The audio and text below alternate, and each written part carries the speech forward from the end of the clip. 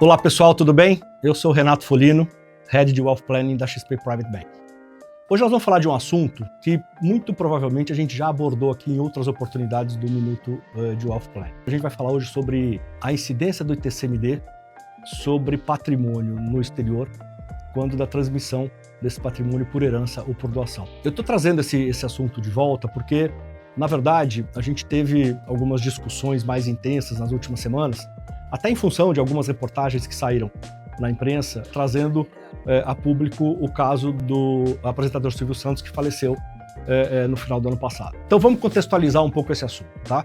O artigo 155 da Constituição, no seu parágrafo 1º, ele define as regras para você cobrar o ITCMD no Brasil. E ali você tem duas condições, basicamente relacionadas à existência de patrimônio fora do Brasil, onde você necessitaria de uma lei complementar para que essa cobrança pudesse ser efetivada. Quais eram essas condições ou quais são essas condições? A primeira condição é que no caso de sucessão, no caso de morte, de falecimento, se a pessoa que faleceu tinha domicílio fora do Brasil, se ele tinha patrimônio fora do Brasil, ou se o processo de inventário foi desenvolvido fora do Brasil. E no item B, se o doador tinha domicílio fiscal fora do Brasil. No caso de doação, esta era a única condição. Nesses dois casos, a Constituição exigia que existisse uma lei complementar para definir qual era o estado competente para fazer essa cobrança. A gente acompanhou nos últimos anos toda essa discussão.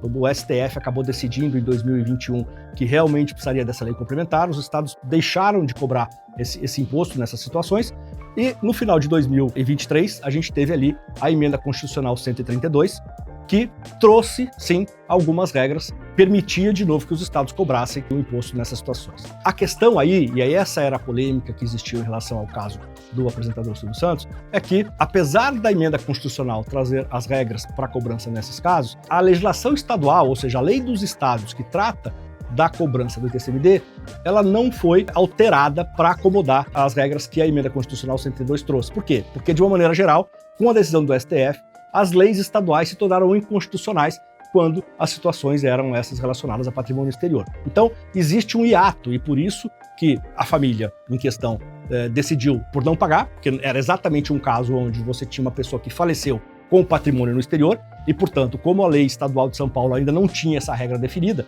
apesar de já estar na emenda constitucional 132, a família decidiu por não pagar. O Estado de São Paulo, por outro lado, resolveu que deveria ter sido pago esse imposto porque a emenda constitucional já trazia as regras, ainda que não estivesse ainda dentro da lei estadual. Então, essa foi a discussão que aconteceu nesse caso, e a gente continua com essa situação, porque as leis estaduais, especificamente a lei de São Paulo, ainda não traz as regras que foram definidas pela emenda constitucional 132.